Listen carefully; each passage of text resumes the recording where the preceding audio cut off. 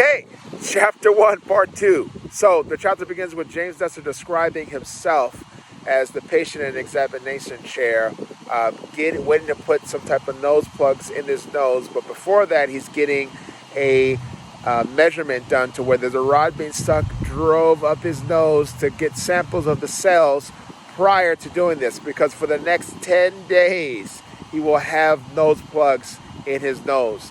Why is he doing this?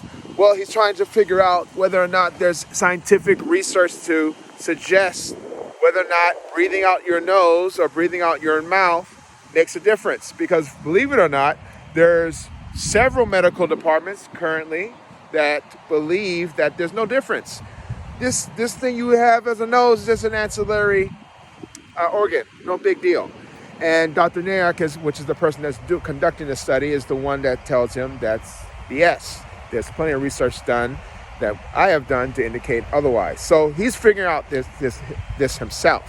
Now, he's not the only one. There's another breathing therapist that's joining him with the study. And as I'm speaking, my nose plugs are coming out. I might as well take them out. So anyway, oh man, it feels so much better. So this breathing therapist knows better. He's been helping thousands of people to breathe better and doing breath techniques through in, out, and nose. And it took some convincing to get him to do that. So fast forward, he goes and visits Dr. Mary Ann Evans, who's been studying skulls of all types of shapes and sizes from a while back. And one of the most prominent skulls that she's been studying actually comes from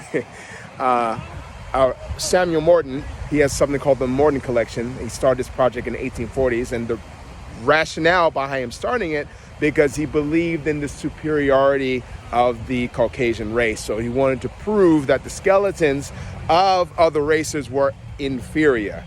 Apparently he was wrong about that.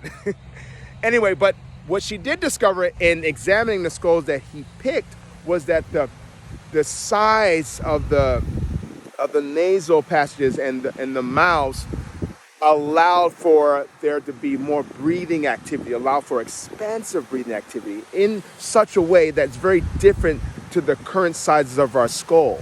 There's a lot of factors that go into that, which we'll probably describe a little bit later, but that is section 2 of part 1. I hope you guys enjoy that.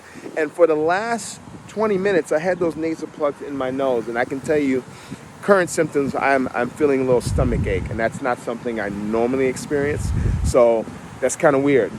Maybe there is something to this breathing thing. Anyway, till next time.